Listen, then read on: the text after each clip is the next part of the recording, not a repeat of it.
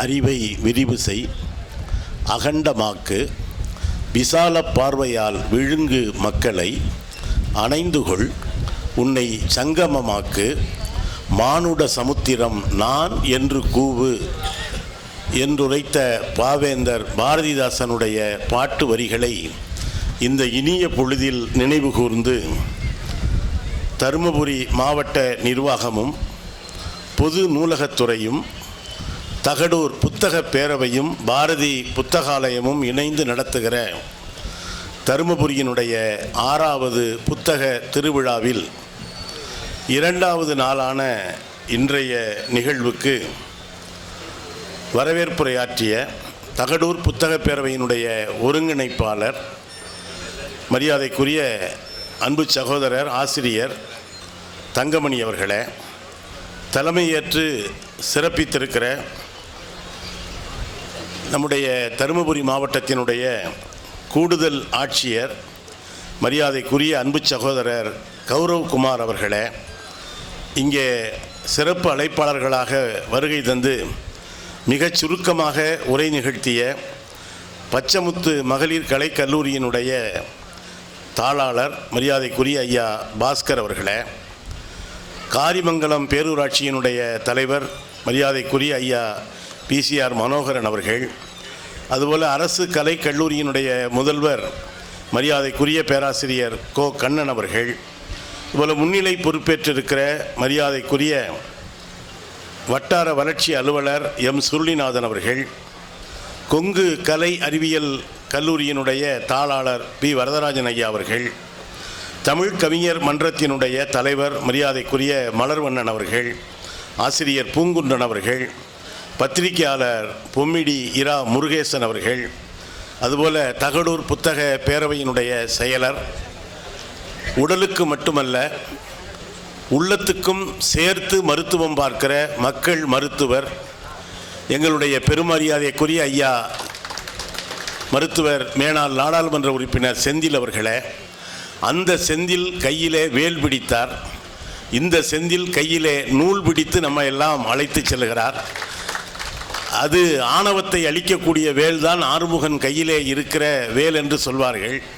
இது அறிவை வளர்க்கக்கூடிய வேலை ஏந்தி இருக்கிற எங்களுடைய மரியாதைக்குரிய மனிதநேய மக்கள் மருத்துவர், நிறைந்த பண்பும் சான்றாண்மையும் மிக்க ஐயா செந்தில் அவர்களே, நல்ல ஆய்வடைந்த அறிஞராக இருந்தாலும் கூட மிக அடக்கமாக இருந்து பணியாற்றக்கூடிய மிகச்சிறந்த அறிஞர் சிசுபாலன் அவர்களே, அதுபோல் தகடூர் புத்தக பேரவை, பாரதி புத்தகாலயம் போல மாவட்ட ஆட்சியர் உள்ளிட்ட மாவட்ட நிர்வாகத்திற்கும் இந்த புரட்டாசி மாத சனிக்கிழமை என்றாலும் கூட காலையில் பெருமாள் தரிசனத்தையும் முடித்துவிட்டு இங்கே புத்தக தரிசனத்திற்காகவும் வருகை தந்திருக்கிற அன்பார்ந்த தகடூரினுடைய வாசக பெருமக்களே, தமிழர்களே, தமிழச்சிகளே, உங்கள் அத்துணை பேருக்கு என்னுடைய பணிவான மாலை நேரத்து வணக்கத்தை தெரிவித்துக் கொள்வதிலே உண்மையிலேயே பெருமை கொள்கிறேன். இது 6வது ஆண்டு புத்தக பேரவை. உண்மையிலே மிகுந்த மகிழ்ச்சியாக இருந்தது. நம்முடைய மரியாதைக்குரிய கூடுதல் ஆட்சியர் கௌரவ்குமார் அவர்கள் நான் வந்த உடனே நல்லா இருக்கீங்களா அப்படின்னு கேட்டார். அதுவே எனக்கு முதல் அதிர்ச்சி. ஏன்னா பல பேர் இப்போ இருக்கீங்களான்னு தான் கேட்குறாங்க. அவர் தமிழில் நல்லா இருக்கீங்களான்னு கேட்டதே எனக்கு ரொம்ப மகிழ்ச்சி ஆயிடுச்சு. சரி, அப்புறம் நான் நினச்சிக்கிட்டேன் இவர் தமிழ்நாட்டுக்காரராக இருப்பார் போல் இருக்கு அப்படின்னு நினச்சிக்கிட்டு அப்புறம் தான் அண்ணன் பேசும்பொழுது வெளி மாநிலத்தை சேர்ந்தவராக இருந்தாலும் கூட அப்படின்னு சொன்னவொடனே, ஐயா நீங்கள் நமக்கு இங்கிலீஷ் தெரியணும்னு காட்டணும்ல, உடனே which state you belong to sir அப்படின்னேன். அவர் டெல்லி தான் சார்னு தமிழில் சொன்னார். இதுதான் அவருக்கும் நமக்கும் இருக்கிற வித்தியாசம். அவர் இங்கே ஒரு நல்ல அவர் பாருங்களேன், நான் என்னுடைய உடற்பயிற்சியை முடித்துவிட்டு தமிழ்நாட்டு மக்களோடு உரையாட வேண்டும் என்பதற்காக நம்மெல்லாம் 5 வயசில் அல்லது இப்போ இருக்கிற பிள்ளைங்க 1.5 வயசில் படிக்கிற தமிழ் புத்தகங்களை நான் தினந்தோறும் காலையில் வாசிக்கிறேன் என்பது எவ்வளவு ஒரு, இப்போ நம்ம தமிழ் பேசுகிறோம், அது இயல்பு. மூச்சு விடுவது போல் தமிழர்களாகிய நாம் தமிழ் பேசுவது இயல்பு. அவர் அந்த சில பேர் வெளி மாநிலத்தவர் பேசினா நமக்கு ரொம்ப தமிழ் பிடிக்கும் இல்லையா? அதனால தான் சரோஜா தேவியை கூட கன்னடத்து கட்டழகின்னு சொல்கிறத விட அவங்க பேசுகிற தமிழ் ரொம்ப மழலை தமிழாக இருக்கும். அதனால் அவங்க வந்து இந்த அவங்க சொல்கிற இந்த கோபால்ங்கிற வசனம் இன்னைக்கு வரைக்கும் எல்லார் மனசுலையும் போராடம் பூரா கோபால் அப்படின்னு ஒரு வார்த்தை சொல்லுங்க அப்படின்னு. அவங்க நம்ம அண்டை மாநிலம் திராவிட மொழிகளில் ஒன்றாகிய கன்னடத்தை சேர்ந்தவங்க தான் அவங்க. எதுக்காக சொல்கிறேன்னா, ஐயா டெல்லியிலேருந்து இங்கே வந்து தமிழ் பேசுவது உண்மையிலே அவங்கெல்லாம் வந்தால் நம்ம எளிதாக தமிழை கற்றுக்கொள்கிறார்கள். இங்கே தமிழ்நாட்டுக்கு வருகிறவர்கள் நமக்கு தான் தமிழ் படிப்பது கடினமாக இருக்கிறதே தவிர, தமிழ்நாட்டுக்கு பணி நிமித்தம் வருகிறவர்கள் மிக இயல்பாக எளிதாக தமிழை கற்றுக்கொள்கிறார்கள். அவர் 1ஆம் கிளாஸ் படிக்கிறேன் அப்படின்னு சொன்னார். அவர் வந்து இந்த தேவாலயங்களுக்கு வழிபாட்டுக்கு போகிறவங்க எப்படி அந்த வேத புத்தகங்களை கையில் கொண்டு போவார்களோ, படிங்கன்னு நம்ம சும்மா சொன்னால் கேட்க மாட்டேங்கிறதுக்காக இப்போ என்ன படிச்சுக்கிட்டு இருக்கேன், என்ன படித்து முடிச்சிருக்கேன், என்ன படிக்க போகிறேன் அப்படின்னு ஒவ்வொரு புத்தகமாக எடுத்து காட்டி காட்டி சொன்னார். ஐயா அவர்களுடைய பணி சிறக்க ஏற்கனவே தூத்துக்குடியில் இருந்துட்டு தருமபுரிக்கு வந்திருக்கிறார். உண்மையிலே மகிழ்ச்சி. ஏன்னா சுப்பிரமணிய சிவாவும் கூட தூத்துக்குடியிலிருந்து தான் தருமபுரிக்கு வந்தார். அங்கே அவர் போராட்டத்தில் ஈடுபட்டு தான் நம்முடைய பாப்பிரெட்டிப்பட்டியில் ஒரு பாரத மாதாவுக்கு ஒரு ஆசிரமத்தை எழுப்பினார். தோழர் சிசுபாலன் அவர்கள் இங்கே ஒரு அருமையான, எனக்கு ஒரு இது என்னென்னா, சில பேர் தட்டில் சோறு வச்ச உடனே சாப்பிட்ருவாங்க. சாப்பிடுவது கூட ஒரு கலை தாங்க. சில பேர் சாப்பிட்றத பார்த்தாலே ரொம்ப ஆசையாக இருக்கும். இப்போ ஐயா இருக்கார் பார்த்தீங்களா, என்னுடைய இனிய நண்பர். அவர் முகநூலில் எங்கே போனாலும் சாப்பிட்டதை பற்றி ருசித்து எழுதுவார். நான் ரசித்து படிப்பேன், சாப்பிடாட்டி கூட பரவாயில்ல. ஏன்னா அவர் சொல்கிறபடி சாப்பிடவும் முடியாது. இப்போ அதை படிக்கத்தான் முடியும். படிக்கும் பொழுதே சக்கரை வந்துருமோன்னு பயந்துக்கிட்டே தான் படிக்க வேண்டியிருக்கு. இதை படித்ததுனால ஏதாவது பிரச்சனை வருமோ அப்படின்னு. எதுக்காக சொல்கிறேன்னா, சில பேர் ரசித்து ஒரு டீ குடித்தா கூட அந்த முதல் சொட்டு இறங்கும் பொழுது ஏதோ தேவர்களுடைய அமுதத்தையே குடிக்கிற மாதிரி ஒரு முக பாவனை காட்டுவாங்க.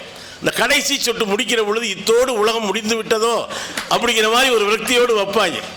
இது ஒரு ரசனையை, சாப்பாட்டை ரசித்து சாப்பிடுவது அப்படின்னு.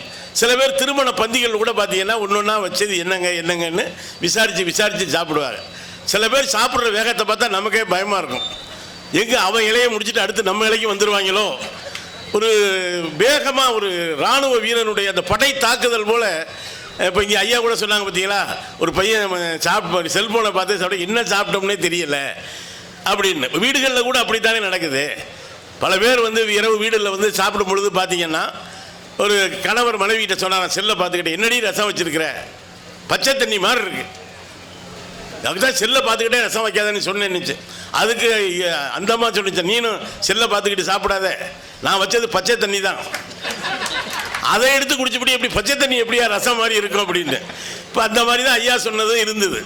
என்ன சாப்பிட்றோம்னு தெரியாமையே சாப்பிட்டுக்கிட்டு இருக்கோம். ஒரு அருமையான பட்டிமன்றம் இங்கே அரங்கேற இருக்கிறது. இவங்க வந்து ஐயா தங்கமணி ஐயா கூட சொன்னார், இவங்கெல்லாம் வந்து வெளியூர் ஆட்டக்காரர், இவர் இவங்கெல்லாம் உள்ளூர் ஆட்டக்காரர் அப்படின்னு. இப்போ கரகாட்டக்காரர் மாதிரி அப்படி ஒரு பஞ்சாயத்தை இழுத்து விட்டுறாதீங்க.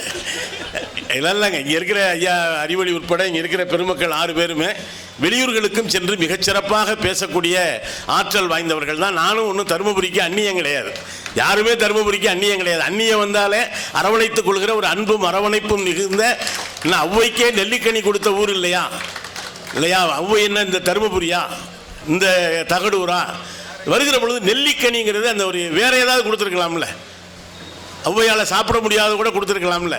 இந்த ஔவை அதியன் என்கிற பெயர் வருகிற பொழுதெல்லாம் நான் அதனால் தருமபுரிக்கு அடிக்கடி வரக்கூடியவன் தான். இந்த மாவட்ட மக்களோடு இணைந்து ஒரு பொது வாழ்க்கையில் ஈடுபட்டிருப்போம் தான். 6 பெருமக்களுமே மிகச் சிறப்பாக பேசக்கூடிய ஆற்றல் வாய்ந்த பேச்சாளர்கள் தான் இங்கே வருகை தந்திருக்கிறார்கள். நேரம் ரொம்ப ஒரு குறிப்பிட்ட, நான் கூட எவ்வளவு நேரம்னு கேட்டேன்.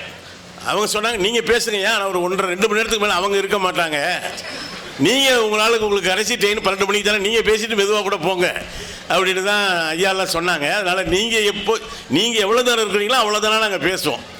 இப்போ இந்த பட்டிமன்றம் எப்போ ஆரம்பிக்கிறது எங்கள் கையில் இருக்குது, முடிக்கிறது உங்கள் கையில் தான் இருக்குது. உங்கள் கையில் இல்லை. இங்கே இப்போ வரும்போது கூட கேட்டாங்க, ஐயா மணி எது வேணுமாயா அடிக்கிறதுக்கு அப்படின்னு. நான் சொன்னேன், அது ஒன்றும் அவசியம் இல்லையா, மணி நம்ம கையில் இல்லை, அதனால் வந்து அடித்தாலும் சமயத்தில் பிரயோஜனப்படாது. நான் சில பட்டிமன்றங்களை மணி அடிச்சுக்கிட்டே இருப்பேன். அந்த பேச்சாளர் சொல்வார், கடைசியாக நான் கூற விரும்புவது என்னவென்றால், ஏன் பேசி முடிஞ்சோன்னா உலகம் அழியாக போகுது, அடுத்த கூட்டத்தில் கூட போய் சொல்லலாம். ஒரு முறை ஐயா எங்களுக்கெல்லாம் மாசானாக இருக்கக்கூடிய ஐயா ஞானசம்பந்தன் அவர்கள் பட்டிமன்றத்தினுடைய நடுவராக இருந்தார். நாங்கள்லாம் பேச்சாளராக பேசணும். அதில் இவர் மணி அடிச்சுக்கிட்டே இருக்கார், அவர் கண்டுக்கவே இல்லை. அவர் ஒரு பேருரை நிகழ்த்திக்கிட்டே இருக்கார். ஐயா வந்து என்ன செஞ்சார், இந்த மணி எடுத்து அவர் கையில் கொடுத்துட்டார். ஐயா உனக்கு எப்போ தோணுதோ அப்போ நீயே அடித்து நீயே முடிச்சுக்க, நான் ஏன் தேவையில்லாமல் நடுவு உட்காந்து மணியை வேறு ஆற்றுற வேலையா எனக்கு அப்படின்னாரு. அதனால் மணி இல்லை. ஆனால் வந்திருக்க பேச்சாளர்கள் மணியான பேச்சாளர்கள், எவ்வளவு நிமிடம் பேச வேண்டும் என்பதை அவர்களே வரையறுத்து சொல்லி இருக்கிறார்கள். ஒரு ஏன்னா காலம் பொன் போன்றது அப்படிம்பாங்க, அது கூட உண்மை இல்லைங்க. நான் காலம் பொண்ணை வந்து விற்கலாம், அடகு வைக்கலாம், மீட்க முடியலன்னா அப்படியே விட்டுடலாம். பொண்ணு வந்து பெரிய விஷயம் இல்லைங்க. முத்தமிழ் காவலர் கியாபே சொல்லுவார், காலம் உயிர் போன்றது அப்படிம்பார். இந்த உலகத்தில் நான் அறிந்த வகையில் உன்னை விட்டுட்டோம்னா பிடிக்க முடியாதது உயிர் ஒன்று தான். அதை தவிர பாக்கி எல்லாத்தையும், அது கூட நல்ல மருத்துவர் இருந்தால் உயிரை தேக்கி தேக்கி வைக்கலாம். அது கூட இப்போ ஒரு முறை கலைஞர் மருத்துவமனைக்கு போயிருந்த பொழுது அந்த நல்ல மூச்சை இழுங்க மூச்சை விடுங்க அப்படின்னாப்லையாம். அதுக்கு கலைஞர் அந்த கஷ்டத்துலையும் சொன்னாராம், மூச்சை விடக்கூடாதுன்னு தான் உங்ககிட்ட வந்திருக்கேன், நீங்களே மூச்சை விடுங்கன்னா நான் எதுக்கு இங்கே வரணும் அப்படின்னாராம். அவர் ரொம்ப வேடிக்கையானவருங்க முத்தமிழறிஞர் கலைஞர். ஒரு கண் மருத்துவமனைக்கு போயிருக்காரு. உங்களுக்கு தெரியுமா தெரியாதுன்னு எனக்கு தெரியாது. அவருடைய அரசியல் ஒரு பக்கம் இருக்கட்டும், அதில் நமக்கு வித்தியாசங்கள் இருக்கக்கூடும். ஆனால் அவருடைய வாசிப்பு வேகம் இருக்கு இல்லையா, அபரிமிதமானதுங்க, ரொம்ப அபரிமிதமானது. ஆனால் ஒரு விபத்திலே அவருடைய இரு கண்களிலே ஒரு கண் பாதிக்கப்பட்டு பார்வையே ஒரு கண்ணில் இழந்தார். அவர் இத்தனை கோடிக்கணக்கான பக்கங்களை படித்தார் என்று சொன்னால் தன்னுடைய ஒரு விழி கொண்டுதான் அவ்வளவு பக்கங்களை படித்தார் என்பதை தயவு செய்து மறந்து விடாதீர்கள். அப்படி ஒரு கண் மருத்துவமனைக்கு போயிருக்காரு. ஒரு விபத்து, பார்வை பாதிக்கப்பட்டிருக்கு. ஒரு செவிலியர் அவங்க ஒரு நல்ல எண்ணத்தில் சொல்கிறாங்க, ஐயா நீங்கள் கடவுள் இல்லைன்னு சொல்கிறீங்க, அதனால தான் விபத்து ஆகி உங்களுக்கு இப்போ கண் பாதிக்கப்பட்டிருக்கு, எனவே கடவுள் உண்டுன்னு சொல்லுங்க ஐயா, உங்களுக்கு பார்வை வந்துருமியா அப்படின்னு கேட்டவுடனே சரின்னு விட்டுருக்கலாம். அவர் கேட்டிருக்காரு, உங்களோட நல்லெண்ணத்துக்கு ரொம்ப நன்றிம்மா, இந்த மருத்துவமனையில் மொத்தம் எத்தனை படுக்கை இருக்குன்னு கேட்டிருக்காங்க. அது ஒரு 200 இருக்குயா. 200 இருக்கா, சரி. இந்த மருத்துவமனையில் இப்போ 200 பேர் இப்போ சிகிச்சை எடுத்துக்கிட்டு இருக்காங்கல்ல, அநேகமாக என்ன தவிர 199 பேரும் கடவுள் நம்பிக்கை உள்ளவங்களாக தான் இருப்பாங்க இல்லையா? அப்போ எனக்கு தான் கடவுள் நம்பிக்கை இல்லை, கடவுள் கண்ணை குத்தி விடாருன்னு வைக்கலாம், நம்பிக்கை உள்ளவங்க கண்ணையாம குத்தி கொண்டாந்து படுக்கையில் படுக்க வச்சிருக்காரு அப்படின்னு கேட்டாராம். அந்த அவங்க சிரிச்சுக்கிட்டே போயிட்டாங்களாம். இந்த அக்டோபர் நானும் முன்னுரையை நீடிச்சுக்கிட்டே போகக்கூடாது. கலைவாணர் மேடை கலைவாணர் நன்மார சொல்லுவார், இந்த நடுவருங்கிறவர் வந்து ஓட்டப்பந்தயத்தில் விசில் ஊதுறவர் மாதிரி இருக்கணும். விசில் ஊதுனா மற்றவங்க ஓடணும், விசிலை ஊதிட்டு இவரே முதல்ல ஓடிக்கிட்டு இருந்தாருன்னு வைங்க, இங்கே என்ன நடக்குதுன்னே கண்டுபிடிக்க முடியாது. அப்படி தான் பல மேட்ச் இப்போ நடந்துக்கிட்டு இருக்கு. அதனால் முன்னுரை வந்து இவர் சுரதா சொல்லுவார். ஒரு கவியரங்க நாங்கள்லாம் உட்காந்து பேசிக்கிட்டு இருக்கோம். அவர் வந்து இந்த துவக்க கவிதைன்னு ஒருத்தர் வரவேற்பு கவிதை வாசிக்க வந்தவர். சுரதா மாதிரியெல்லாம் குசும்பு பார்க்கவே முடியாதுங்க. அவர் 1.5 மணி நேரம் அவரே வரவேற்று வாசிக்கிட்டே இருக்கார். அவர் சுரதா பக்கத்தில் வந்து என்கிட்ட சொன்னார், இவன் என்ன கோவணத்தையே புடவை மாதிரி கட்டிக்கிட்டு இருக்கான் அப்படின்றாரு. கோவணங்கிறது ஒரு சைஸாக கட்டணும், ஒரு புடவை மாதிரி எடுத்து வரிஞ்சு கட்டிக்கிட்டு இருந்தா இவன் எப்போ முடிக்கிறது நம்ம எப்போ ஆரம்பிக்கிறதுங்கிற மாதிரி நீங்கள் ஆயிடக்கூடாது. ஒரு குறிப்பிட்ட நேரத்தில் துவங்கி குறிப்பிட்ட நேரத்தில் இந்த பட்டிமன்றத்தை நிறைவு செய்யலாம். இந்த அக்டோபர் 5ஆம் தேதி என்பது 2 மிக முக்கியமான தினங்கள். அதில் தினமணி பத்திரிகையில் 2க்குமே கட்டுரை போட்டிருக்காங்க, நீங்கள் பார்த்துருப்பீங்கன்னு நினைக்கிறேன். ஒன்று வந்து வாடிய உயிரை கண்டபோதெல்லாம் வாடினேன் என்கிற அருட்பிரகாச வள்ளல் பெருமான் வள்ளலாருடைய அவதரித்த தினம் இன்று அக்டோபர் 5 என்பது. இன்னொன்று உலக ஆசிரியர் தினம் இந்த அக்டோபர் 5 என்பது. நம்ம வந்து மரியாதைக்குரிய சர்வப்பள்ளி ராதாகிருஷ்ணன் அவர்களுடைய பிறந்த நாள் என்பதால் நம்ம இந்தியாவில் ஆசிரியர் தினமாக கொண்டாடினாலும் கூட ஐநா சபை உலகம் முழுவதும் அறிவித்திருக்கிற ஆசிரியர் தினம் என்பது அக்டோபர் 5. ஒரு ஆசிரியர் என்பவர் இருக்கிற சிறப்பு என்ன?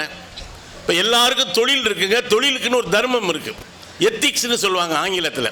ஒரு வழக்கறிஞர் அப்படின்னா அவர் தொழிலுக்கு ஒரு எத்திக்ஸ் இருக்கு.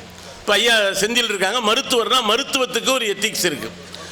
இப்போலாம் பத்திரிகையாளர் இருக்க, பத்திரிகையாளர்களுக்கு முதல்ல நாங்கள் ஜேர்னலிசம் படிக்க போகும் பொழுதே எத்திக்ஸ் இன் ஜேர்னலிசம் தான் சொல்லி தருவாங்க. ஏன்னா ஒரு அதில் வந்து தப்பு பண்ணால் அது பெரிய விளைவுகளை உருவாக்கும். அறம் அப்படின்னு தமிழில் சொல்லலாம். எல்லா தொழிலுக்கும் அறம் உண்டுங்க. ஆனால் அறமே ஒரு தொழிலாக இருக்கிறது என்றால் அது ஆசிரியர் தொழில் மட்டும்தான். அது அறமே வந்து எங்கள் ஐயா நாகை பாலு அவர்களை சந்தித்து அவருடைய மாணவர்கள் புத்தகம் வெளியிடுறாங்க. அவங்கள பார்த்தாலே ரிட்டையர் ஆனவங்க மாதிரி இருக்காங்க. ஆனால் அவளது ஆசிரியர்கள் வந்து ஒரு ஆசிரியருக்கு மட்டும்தாங்க அப்படி அந்த பெருமை உண்டு. பார்க்குறவங்களாம் இவர் என்னுடைய மாணவர், அவர் ஆட்சியராக இருக்கலாம், மருத்துவராக இருக்கலாம், ஆனால் அவரை பொறுத்த வரைக்கும் அவர் மாணவர் தான். அப்படி ஒரு மிகச்சிறந்த ஒரு பள்ளிக்கூடத்தின் வாசலில் பள்ளி முடிந்து குழந்தைகள் வருகிற பொழுது ஒரு தாய் அந்த குழந்தைய வீட்டுக்கு அழைச்சிட்டு போக நிற்பாங்க இல்லையா, நீங்கள் நல்லா கவனிச்சிங்கன்னா 1000 குழந்தைகள் வந்தால் கூட அந்த 1000 குழந்தைகளை தன்னுடைய குழந்தை எது என்பது அந்த தாய்க்கு தெரியும். அந்த 1000 பேருக்குள்ள எல்லாரும் ஒரே யூனிஃபார்ம் தான், ஒரே சைஸ் தான். ஆனால் தன் குழந்தை எது என்று அந்த தாய்க்கு தெரியும். 1000 குழந்தைகள் வந்தாலும் எது தன் குழந்தை என்று கண்டறிபவள் தாய். 1000 குழந்தைகளும் என்னுடைய குழந்தைகள் தான் என்று நினைப்பவர்கள் தான் ஆசிரியர்கள். எனவே ஆசிரியர் தொழிலே ஈடுபட்டவர்களுக்கு அதனால் பலன் பெறாதவர்கள் யாருமே இல்லை. எனவே நம்முடைய ஆசிரியர்களுக்கெல்லாம் இந்த நேரத்திலே நம்முடைய வணக்கத்தை தெரிவித்துக் கொள்கிறோம். அதுபோல் வள்ளல் பெருமானவர்கள் ஒரு வள்ளலாரை பற்றி பேசுகிற பொழுது நமக்கு என்ன ஒரு அற்புதங்கள் நிகழ்த்தியவராகவே அவர் பொதுவாக அறியப்படுகிறார். நிறைய இடங்களில் வள்ளலாருடைய பெயரில் நல்ல அன்னதானங்கள் நடத்துகிறாங்க. அவங்களுக்கெல்லாம் மிகுந்த வணக்கத்துக்குரியவர்கள். 157 ஆண்டுகளுக்கும் மேலாக வடலூரில் சத்திய ஞான தர்ம சபையெல்லாம் வள்ளல் பெருமான் ஏற்படுத்தினார். ஒரு அடுப்பை 157 ஆண்டுகளுக்கு முன்னால் ஏற்றி வச்சாருங்க வள்ளலார். இப்பொழுதும் கூட நீங்கள் அந்த பக்கம் போனீங்கன்னா, வடலூருக்கு போனால் அப்படியே வடலூர் சத்திய ஞான சபைக்கு ஒரு எட்டு போயிட்டு வாங்க. அங்கே அந்த கோயிலில் பூசாரிகள் இல்லை, அந்த கோயிலில் உருவ வழிபாடு என்பது இல்லை. அதெல்லாம் கூட பெரிய விஷயம் இல்லைங்க. அங்கே ஒரு அடுப்பு 157 ஆண்டுகளாக அணையாமல் எரிந்து கொண்டே இருக்கிறது. அது பக்கத்தில் ஒரு வாசகத்தை வள்ளல் பெருமான் எழுதி வச்சிருக்காருங்க. என்ன தெரியுமா? உலகத்திலே தர்மம் இருக்கிற வரை இந்த அடுப்பு எரியும். அதை விட அற்புதம், இந்த அடுப்பு எரிகிற வரை உலகத்திலே தர்மம் இருக்கும் என்று சொன்னவர் தான் மரியாதைக்குரிய அருட்பிரகாச வள்ளலார். அவர் ஏதோ ஒரு மெஸ் நடத்துனவர் மாதிரி நம்ம நினச்சிக்கிட்டு இருக்காங்க. வள்ளலானாலே சோறு போட்டாருங்கன்னு. ஞானத்தை அள்ளி அள்ளி வழங்கிய பெருமகன்க. இன்னைக்கு நம்ம நினச்சிக்கிட்டு இருக்கோம் இல்லையா, மேடையிலே வீசுகிற மெல்லிய பூங்காற்றே என்கிற வார்த்தையை சொன்னவர் வள்ளலார் தான். வாழையடி வாழையென வந்த திருக்கூட்டம் என்கிற வார்த்தையை சொன்னதும் வள்ளலார் தான். கண்மூடி பழக்கமெல்லாம் மண்மூடி போக என்ற வார்த்தையை சொன்னதும் வள்ளல் பெருமான் தான். வருவார் அழைத்து வாடி வடலூர் வடதிசைக்க என்று ஒரு பாடலை வள்ளல் பெருமான் எழுதியிருக்கிறார். அது எந்த சூழல் எழுதப்பட்டது தெரியுமா? ஒரு முறை சிதம்பரம் கோயிலுக்கு வள்ளல் பெருமான் போறார். நிறைய பேர் கதை சொல்லுவாங்க. அதனால தான் எனக்கே ராமலிங்கம் அப்படின்னு பேர் வச்சிருக்காங்க. எனக்கு முதல்ல வைத்த பெயர் என்பது, நேற்று சுந்தர வடிவேல் பெருந்தலைவர் காமராஜர் முதலமைச்சராக இருந்த பொழுது கல்வித்துறையினுடைய செயலாளராக இருந்தவர் சுந்தர வடிவேல். அந்த சுந்தர வடிவேல் பேர் தான் எனக்கு வச்சிருக்காங்க. பிறகு ஒரு உடல்நிலை கோளாறு இருந்த பொழுது ஒரு வள்ளலாருடைய பக்தர் விபூதி எடுத்து பூசிட்டு இவனுக்கு ராமலிங்கம்னு பேர் வைங்க, பொழைச்சிக்குவான்னு சொன்னாராம். அதனால பொழைச்சனா இல்லை வள்ளலாரால் பொழைச்சனான்னு எனக்கு தெரியலை. அதனால் அவர் சொன்ன தமிழை வச்சு நான் பொழைச்சிக்கிட்டு இருக்கேன். வள்ளல் பெருமானுடைய தமிழ் தான் நம்மளை சோறு போட்டுக்கிட்டு இருக்குன்னு வைங்க. அந்த மாதிரி வள்ளல் பெருமான் அங்கே போன உடனே நடராஜருடைய உருவத்தை பார்த்த உடனே சிரித்தார். அது ஒரு அற்புதம். கை குழந்தைய அதெல்லாம் ஒரு பக்கம் இருக்கட்டுங்க, நம்புறவங்க நம்புங்க, அதெல்லாம் பிரச்சனை. ஆனால் வள்ளலார் சாகா கல்வி அப்படின்னு முயற்சி பண்ணிக்கிட்டே இருந்தார். அது அவருடைய கனவாக கற்பனையாக இருக்கலாம். ஆனால் நம்ம என்ன தெரியுமா, பெரிய ஞானிகளை போல தரையில் இறக்கி விடுறதுல தமிழ்நாட்டுக்காரங்களை மிஞ்ச முடியாது. அவர் சொன்ன ஞானத்தை எல்லாம் விட்டுட்டு ஒரு தடவை என்ன கிளப்பி விட்டாங்கன்னா, வள்ளலார் செத்து போனாலும் கூட எழுப்பி விடுறாருன்ட்டாங்க. அடுத்த நாள் பார்த்தீங்கன்னா வடலூரில் அந்த திறந்த வெளி இருக்குது, அது குறித்த சர்ச்சையும் இருக்குது. கொண்டாந்து பிணங்களை அடிக்கிட்டாங்க. வள்ளலார் எழுப்பிட போகிறாரு அப்படின்னு. காலையில் சாமி எந்திரிச்சு வர்றாரு. அதில் ஒருத்தர் டோக்கன் கொடுத்துக்கிட்டு இருக்கான். இது 1ஆம் நம்பர் டோக்கன், 2ஆம் நம்பர் டோக்கன், 3ஆம் நம்பர் டோக்கன். சாமி முதல்ல இவரை எழுப்புங்க. ஏன் இவர் தான் என்கிட்ட கடன் வாங்கிட்டு செத்து போயிட்டாரு, அதனால் இவர் எழுப்பி விடுங்க. இன்னொரு நாள் சொல்கிறான், பீரோ சாமி எங்கே இருக்கு, எழுப்பி விடுங்க சாமி, அப்புறம் கூட சாகட்டும்னு. வள்ளல் பெருமான் சொல்கிறார், அதெல்லாம் கிடையாதியா, இறந்தவர் மீள்வது இல்லை அப்படின்னு வள்ளலார் சொல்கிறார். நோட்டீஸ் அடித்தே விநியோகிக்கிறாருங்க. என்ன விநியோகிக்கிறார்னா, இப்படி நான் ஒரு சித்தி செய்வதாக சொல்லப்படுகிறது, அது உண்மை அல்ல, இதை நம்பி யாரும் பொருட்செலவும் நேரச்செலவும் செய்து கொண்டு வர வேண்டாம் என்று பேசியிருக்கிறார். ஜாதிகளுக்கு எதிராக அவரளவுக்கு பேசியவர் யாருமே இல்லை. தமிழை அந்த அளவுக்கு நேசித்தார். ஒருமுறை சங்கராச்சாரியாரும் வள்ளல் பெருமானும் சந்திக்கிறார்கள். அப்போ நான் சொல்றது ஆதி சங்கராச்சாரியார் இல்லை, பெரியவங்கன்னு சொல்லுவாங்களே அவங்க. சந்திக்கிற பொழுது அவர் சொல்றார், உலகத்திலே இருக்கிற மொழிகளுக்கெல்லாம் தாய்மொழி சமஸ்கிருதம் தான் என்று சொல்கிறார். உடனே வள்ளல் பெருமான் கொஞ்சம் கூட யோசிக்காமல் சொல்கிறார், உலகத்திலே இருக்கிற மொழிகளுக்கெல்லாம் தாய்மொழி சமஸ்கிருதம் என்றால் தந்தை மொழி எங்கள் தமிழ்தான் என்று சொன்னார். அது ஏதோ அந்த நேரத்தில் உணர்ச்சி வசப்பட்டு சொன்னது கிடையாதுங்க. ஒரு இடத்துல சொல்றாரு, சிவபெருமான் சொல்றாரு, இடம்பை மிகுந்த சமஸ்கிருதத்தை என்னை கற்க விடாமல் படிக்கிற பொழுதே அமுதையும் உயிரை உயிரூட்டி வளர்க்கிற தமிழ் மொழியால் என்னை படிக்க வைத்தமைக்காக உனக்கு நான் நன்றி சொல்கிறேன் என்றெல்லாம் தமிழை நேசித்தவர் தான் மரியாதைக்குரிய வள்ளல் பெருமான். அவரையும் இந்த நேரத்திலே நாம் நினைவு கூறுகிறோம். அவர் சொன்ன எல்லோருக்கும் எல்லாமும் என்கிற இடத்தை நோக்கி இந்த வையம் எவ்வுயிரும் தம்முயிர் போல் நினைக்கிற அந்த அருள் உள்ளம் நமக்கு வாய்க்க வேண்டும் என்று இந்த நேரத்தில் நினைவு கொள்கிறோம். இப்போ பட்டிமன்றத்தினுடைய தலைப்புக்கு வந்துடுவோம். கலையும் இலக்கியமும் பொழுதுபோக்கவா, பொழுத போக்கவா அல்லது பழுது பார்க்கவா? இந்த தலைப்பு எதுக்காக படிக்கிறோம்? படிப்பு மட்டும் இல்லை. நாங்கள் என்னென்ன படிப்புன்னு சொன்னால் மட்டும் வேறு சிக்கல் வருங்கிறதுனால கலை இலக்கியம்னு கொடுத்துருக்குறோம். கலைங்கிறதுல எல்லாத்தையும் நீ சேர்த்துக்குவார். நடிகவேல் எம்மர் அள்ளி அள்ளி பருக வேண்டிய அமுதமடா கலை அப்படிம்பார். கலைங்கிறது எங்கே ஆரம்பிக்குதுன்னு சொன்னால் திரைத்துறையில் ஆரம்பித்து இன்றைக்கு இருக்கிற செல்ஃபோன் வரைக்கும் கலைக்குள்ளே வந்துருச்சு. ஏன்னா அதில் வருகிற வாட்ஸ்அப்பு, மீம்ஸு. ஆனால் நான் ஒரு இளைய தலைமுறை பார்க்குறாங்கன்னு கோச்சிக்கிறதா அல்லது இப்படி யோசிக்கிறாங்களேன்னு வியக்கிறதான்னு எனக்கே ரொம்ப குழப்பமாக இருக்கும். இப்போ திருப்பதி குறித்து ஒரு சர்ச்சை ஓடிக்கிட்டு இருக்கு. அதை பற்றி நான் ஒன்றும் சொல்ல போகிறது கிடையாது. ஆனால் பயலுங்க எப்படி யோசிக்கிறாங்கன்னா, ஒரு சின்ன பையன் போட்டிருக்கான் ஃபேஸ்புக்கில், பொண்ணு லட்டு மாதிரி இருக்குன்னு சொன்னாங்க, நம்பி ஏமாந்துட்டேன். ஏன்டா நான் ரொம்ப கொழுப்படுத்தவளா இருக்கா அப்படிங்கிறான். நான் எதிர்பார்க்கவே இல்லை இதை. பொண்ணு லட்டு மாதிரி தான் சொல்லுவாங்க, போட்டு பொண்ணு லட்டு மாதிரி இருக்கும்டா இப்படி கேட்டுதான் நானே ஏமாந்தேன். ஏன்னா நான் பொண்ணு பார்க்க போகும்போது நான் போகலைங்க, அண்ணன் தான் பார்த்தார். பார்த்துட்டு அண்ணன் பொண்ணு எப்படின்னு கேட்டேன். மகாலட்சுமிடா அப்படின்னார். சரின்னு விட்டுட்டேன். மணவரையில் தான் பார்த்தேன். அவர் கொடுத்த பில்டப் அளவுக்கு இல்லை. நான் கூப்பிட்டு எங்கள் அண்ணனை கேட்டேன், என்னண்ணே மகாலட்சுமின்னு சுமாராக தானே இருக்கு அப்படின்னு. எங்கள் அண்ணன் சொன்னார், மகாலட்சுமியே சுமாராக தாண்டா இருக்கும், யாரும் நேரில் பார்த்தது இல்லை. சிவகாசி காலண்டரில் ரவிவர்மா வழியாக தான் நம்ம மகாலட்சுமியே பார்த்துருக்கோம். மகாலட்சுமியும் வீட்டில் வேலை பார்த்து களைச்சி போய் டயர்டாக தாண்டா இருக்கும், எனவே சுமாராக தாண்டா இருக்கும், விடுறா அப்படின்னார். ஏன் சொல்கிறேன் அப்படின்னா, இந்த முகநூல் வரைக்கும் இங்கே இருக்கிற இன்ஸ்டாகிராம்லேருந்து எல்லாருமே கலை என்கிற வடிவத்துக்குள்ளே தான் வருது. நல்ல செய்திகள். இன்றைக்கி நான் ஒரு முகநூலில் தாங்க ஒரு செய்தி படித்தேன். ராமானுஜர் மிகப்பெரிய மதத்திலே புரட்சி செய்த மகான் என்று கலைஞரால் புகழப்பட்டவர். மிகப்பெரிய மகான், உண்மையிலேயே மகான். தீண்டாமைக்கு எதிராக பெருங்குரல் எடுத்து பேசிய பெருமான். அவர் என்ன தெரியுமா செய்வார்? அவருக்கு ஒரு பழக்கம் உண்டாம். எல்லா சமூகத்தைச் சேர்ந்தவர்களும் ராமானுஜருக்கு சீடர்களாக இருப்பாங்களாம். அவர் நீராட போகிற பொழுது என்ன செய்வாராம், அவருக்கு சீடர் அந்தனர் இருப்பாங்க இல்லையா, அவங்க தோலை பிடிச்சி முதுமை பருவத்தில் ராமானுஜர் அவங்க தோலை பிடிச்சி குளிக்க போவாராம்.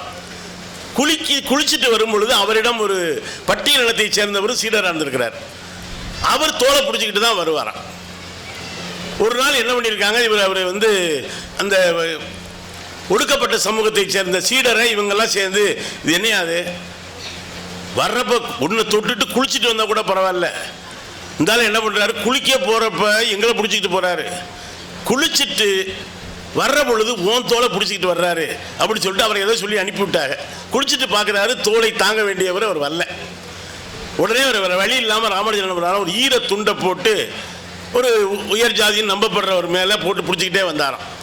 அப்போ கேட்டிருக்காங்க, இல்லைங்கய்யா நீங்கள் அவர் தோலை பிடிக்கும் பொழுது சும்மா தானே தோலை பிடிப்பீங்க, இப்போ ஏன் தோலை பிடிக்கும் பொழுது ஏங்க ஒரு துண்டை நினச்சி ஈர துண்டை போட்டு, இல்லை நீ தீட்டு அப்படின்னாராம். இவனுக்கு திடுக்கிட்டு போச்சு. என்ன தீட்டுங்கய்யா? நீ பிறப்பால் உயர்ந்தவன் என்கிற மனத்தீட்டு உன்னிடம் இருக்கிறது, அது எனக்கு ஒட்டி கொள்ளக்கூடாது என்பதற்காகத்தான் நான் உன்னை தொடுகிற பொழுது இவ்வாறு ஒரு ஈரத்துண்டை போட்டு. எவ்வளவு பெரிய விஷயம் பாருங்க. இன்னைக்கு சொல்றதுக்கே நான் சொன்னா கூட பிரச்சனையாகி போயிருங்க. ஆனால் 2000 ஆண்டுகளுக்கு முன்னாலேயே ஒரு மனிதன் இப்படி பேசி இருக்கிறார் என்றால், இதே போல ஆதிசங்கருடைய வாழ்க்கையிலும் ஒரு நிகழ்வு உண்டு. ஒருவரை பார்த்து ஒதுங்கு என்று சொன்னபோது அவர் திரும்ப கேட்டாரா, என் உடலை சொல்கிறாயா ஆன்மாவை சொல்கிறாயா, எதை நீ ஒதுங்கு என்று சொல்கிறாய் என்று ஆதிசங்கரையே கேட்டதாக சொல்வார்கள். அகம் பிரம்மாஸ்மி, நான் கடவுள்னு சொன்னாங்க இல்லையா, அகம் பிரம்மாஸ்மி, அது நிறைய இருக்குங்க, நம்ம அதுக்குள்ள போனால் நேரம் ஆயிரும். எனவே ஆதிசங்கரர் குறித்து கூட அப்படி உண்டு. அகம் பிரம்மாஸ்மி, நானே கடவுள்னு சொன்னால் என்ன ஒதுங்குங்கிறிய, என்னுள் நீ இல்லையா அல்லது உனக்குள் நான் இல்லையா என்றெல்லாம் ஒரு நொடியிலே தத்துவ விசாரங்களை நிகழ்த்திய பூமி இந்த பூமி. இங்கே இலக்கியங்கள் என்பது, கலை இலக்கியம் என்பது, அது சிறுகதையாக இருக்கலாம்.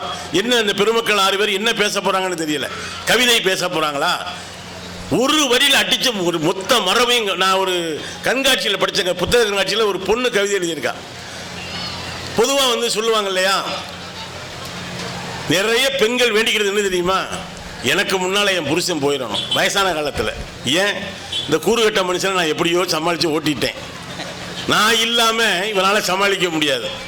அதனால தான் கண்ணாசன் உன்னை கரம் பிடித்தேன் வாழ்க்கை ஒளிமயமானதடி பொன்னை மணந்ததால் சபையில் புகழும் உயர்ந்ததுன்னு எழுதியிருக்கிறார். அப்போ இவன் கேட்டிருக்கிறான் மனைவி கிட்ட வயசான காலத்தில், ஏண்டி ஒரு சின்ன சந்தேகம். என்ன சந்தேகம்? நான் முன்னால் போவேனா இல்லை நீ முன்னால் போவியா? அது என்ன இவங்களாம் தீர்மானிக்கிறாங்க? அதுக்கு அந்த அம்மா சொன்னிச்சான் ஒரே வார்த்தையில், நீங்கள் எப்போ தான் என்ன முன்னால் போக விட்டிய?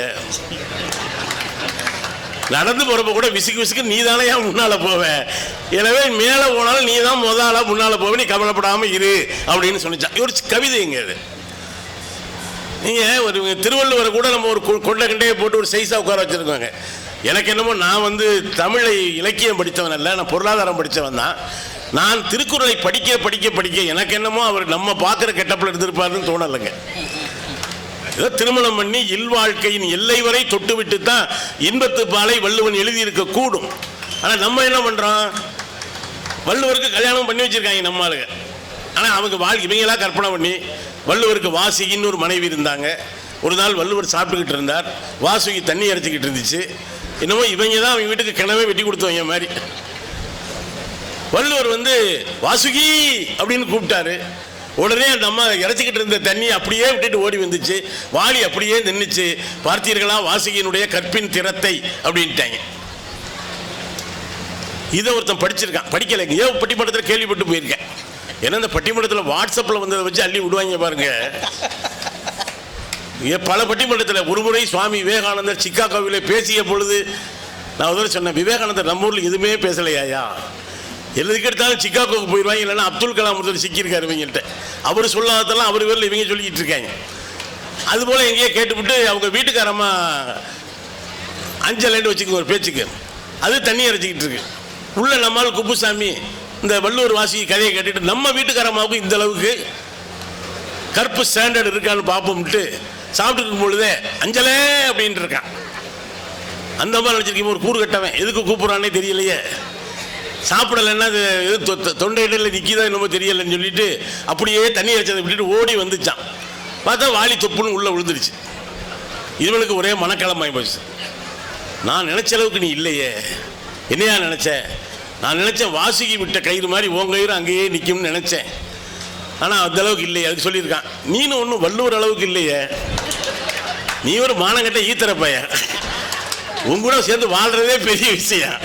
உங்களுக்கு இதில் வள்ளுவர் லெவலுக்கு நீங்கள் இருந்தீங்கன்னா வாசுகி லெவலுக்கு நாங்கள் இருப்போம். நீ முப்பாலா சாப்பிட்ற, சாயந்தரம் என்ன பால் சாப்பிட்றேன்னு உனக்கே தெரியாது. உனக்கெல்லாம் வாலி ஓந்தலையில் விழுவாமல் இருந்ததே பெரிய விஷயம், பேசாமல் இருறா அப்படின்னாப்பிலையாம். நண்பர்களை இப்படி பேசிக்கிட்டே போகலாம்.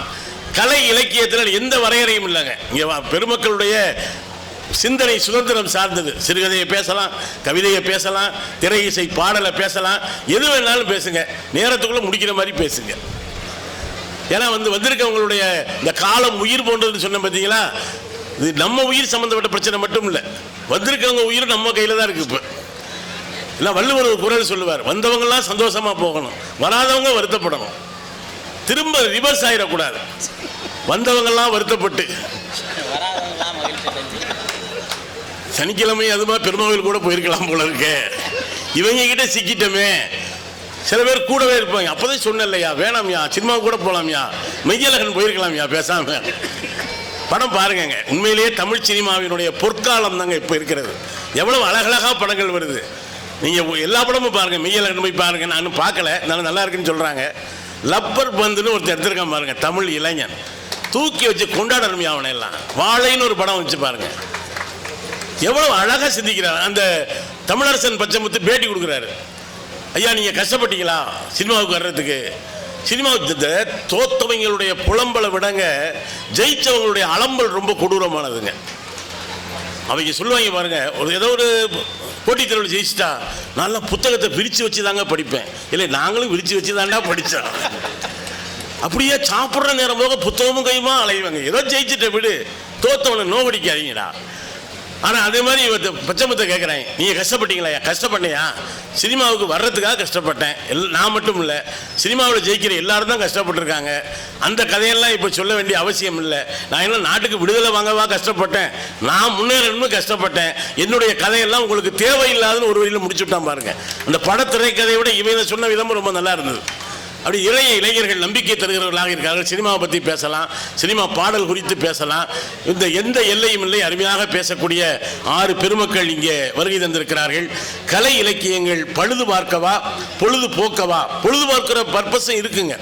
முன்னாலையெல்லாம் பார்த்தீங்கன்னா, இப்போ இந்த செல்லு வர்றதுக்கு முன்னால் பாக்கெட் நாவல் அப்படின்னு ஒன்று போடுவாங்க. நாங்களாம் சில சமயம் 2 மணி நேரம் 3 மணி நேரம் போல அந்த ஒரு பாக்கெட் நாவலும் கொஞ்சோண்டு பட்டாணிகள்லையும் வாங்கினா போதும். 1 மணி நேரம் இப்போ தருமபுரி டு கிருஷ்ணகிரின்னு வச்சுக்கோங்க. அந்த கேப்பில் பட்டாணிகளையும் முடிஞ்சிடும், பாக்கெட் நாவலையும் முடிஞ்சிடும். ரெண்டையும் தூக்கி வெளியே வீசிட்டு போயிட்டே இருக்கலாம். அதை தாண்டி வீட்டுக்கு கொண்டு போகிற அளவுக்கு அதில் ஒன்றும் கிடையாது. பொழுதுபோக்குறதுனா அது மட்டும் இல்லைங்க. என்டர்டெய்னிங் என்பதும் வாழ்க்கையின் ஒரு பகுதி தான். அது ஒன்றும் பாவம் இல்லை. எனவே அதுவும் கூட இந்த கலை இலக்கியங்களுடைய பிரதானமான நோக்கம் என்பது பழுது பார்க்கத்தான் என்று மரியாதைக்குரிய ஐயா கீரை பிரபாகரன் அவர்கள் வருகை தந்திருக்கிறார். மிகச்சிறந்த பேச்சாளர், நல்ல சிந்தனையாளர். இந்த பக்கம் பொழுதுபோக்கவே என்று பேசுவதற்காக இளந்தென்றல் மரியாதைக்குரிய சரவணன் அவர்கள் வந்திருக்கிறாங்க.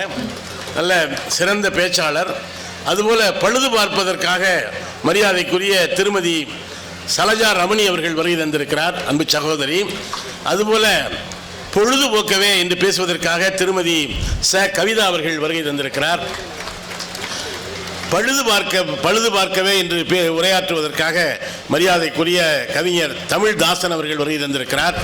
இந்த பக்கம் பொழுதுபோக்கவே என்பதற்காக தகடூர் அறிவொழி அவர்களுடைய நெருங்கிய நெடுநாள் நேசத்துக்குரிய நண்பர். நாங்கள் திருநெல்வேலி புத்தக திருவிழாவில் நான் பேச வாய்ப்பு கிடைத்த பொழுது கூட அவரையும் அழைத்து அங்கே பேசணும். நல்ல நிறைய நடுவர்களோடு இருக்கிற எல்லாருமே அப்படித்தான், நல்ல பேச்சாளர்கள். இங்கே என்னென்னா, நம்ம இங்கே இந்த தருமபுரி மாவட்டத்தை சேர்ந்த பேச்சாளர்களும் இணைத்து கொண்டு ஒரு நிகழ்வை நடத்த வேண்டும் என்று யோசிச்சிருக்கிறாங்க. நல்லது. நிச்சயமாக வெளியூரில் இருக்கவங்க தான் பேசணும்னு அவசியம் கிடையாது. இவர்களை இந்த மேடை நிச்சயமாக கௌரவித்திருப்பது என்பது, கௌரவகுமார் இந்த மேடைக்கு வந்தது எவ்வளவு சிறப்போ, இந்த நம்முடைய பேச்சாளர்கள் இந்த மேடைக்கு வந்ததும் அவ்வளவு கௌரவத்துக்குரியது, மரியாதைக்குரியது. ஆனால் என்ன பிரச்சனைனா, ஒரு ஊரில் கொஞ்சம் பேச்சாளர் தான் மேடை ஏற்றிடலாம்.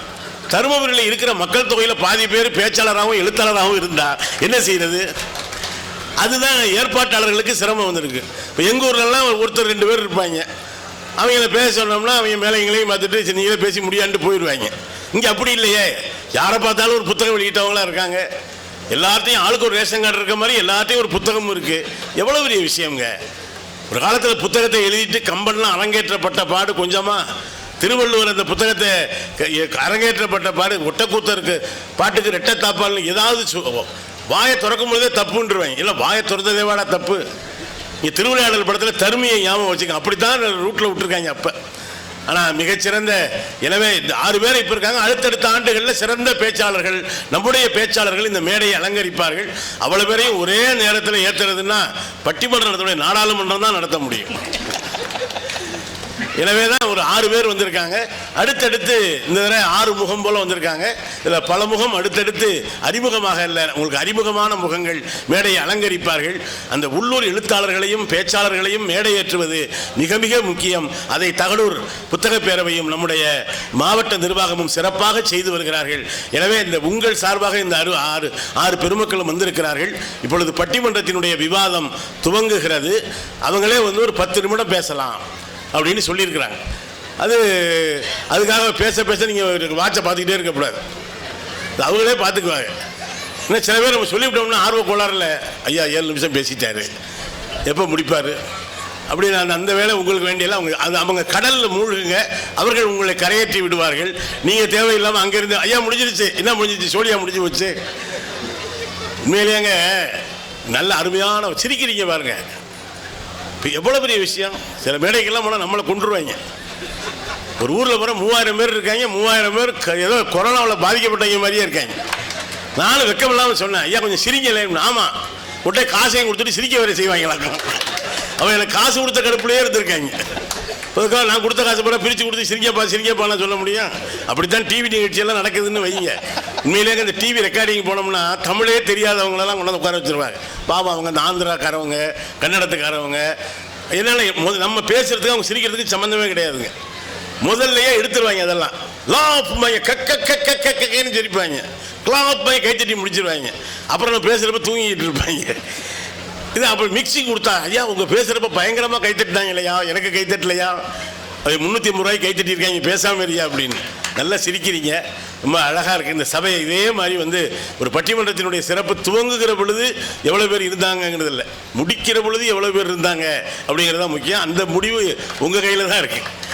எனவே இந்த பட்டிமன்றத்தினுடைய விவாதம் துவங்குகிறது. கலை இலக்கியங்கள் பழுது பார்க்கவா பொழுது போர்க்கவா என்கிற இந்த விவாத மன்றம் இப்போது துவங்குகிறது.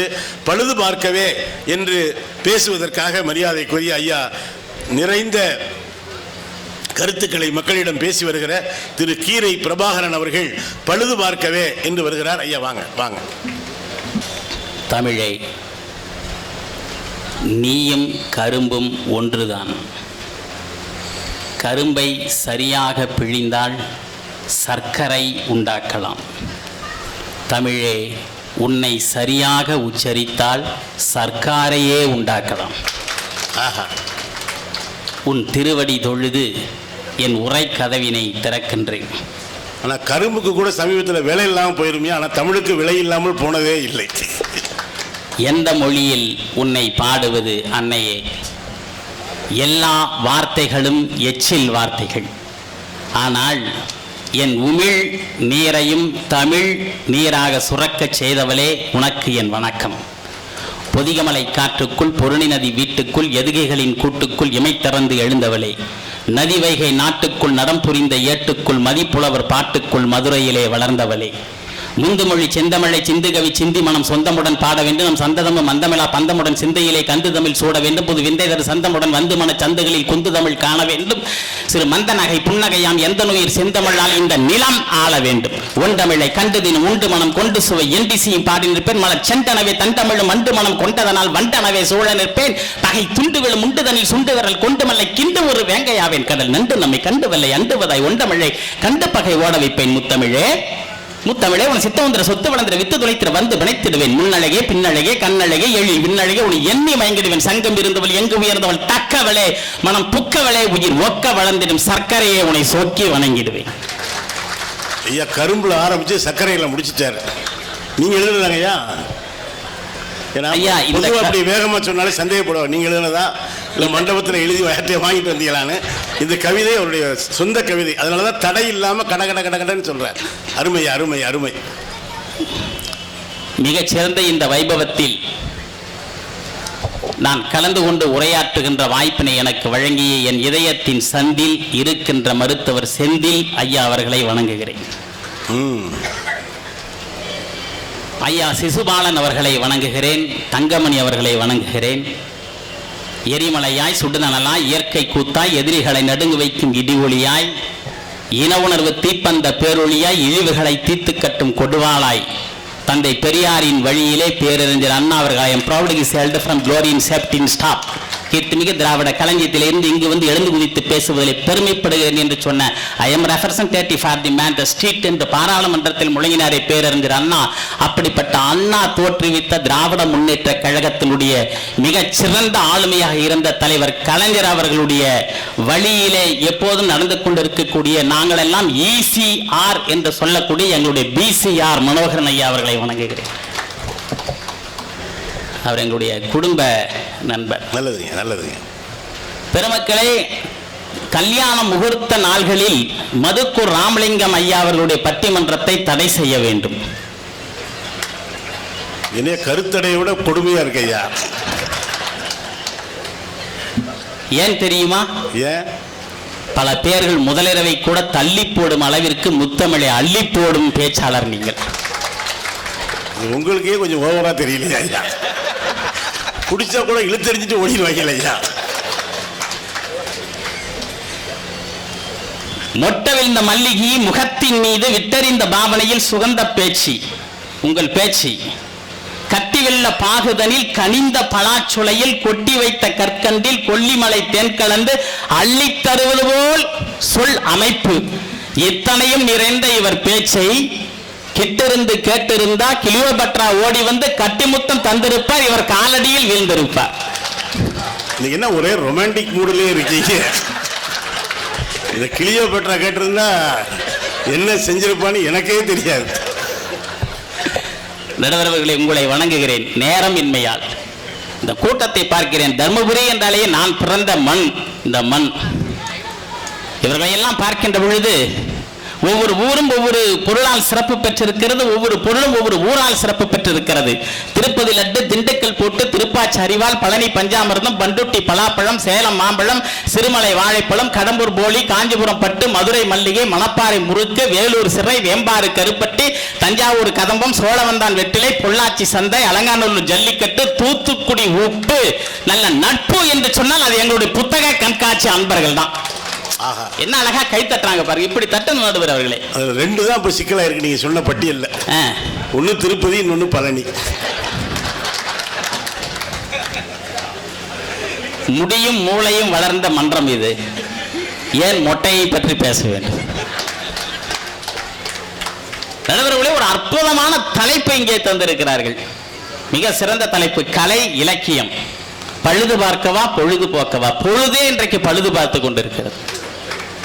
காலையில் 4 மணிக்கு நாம் எழுந்தால் ஓசோன் மண்டலமானது ஒழுகிக் கொண்டிருக்கக்கூடிய அந்த நேரத்தில் உடற்பயிற்சி செய்கின்ற பொழுது நம்முடைய உடலானது உச்சி முதல் கால் வரைக்கும் ஓடுகின்ற குருதியிலே சங்கமித்து விட்ட கொழுப்பை கரைக்கிறது.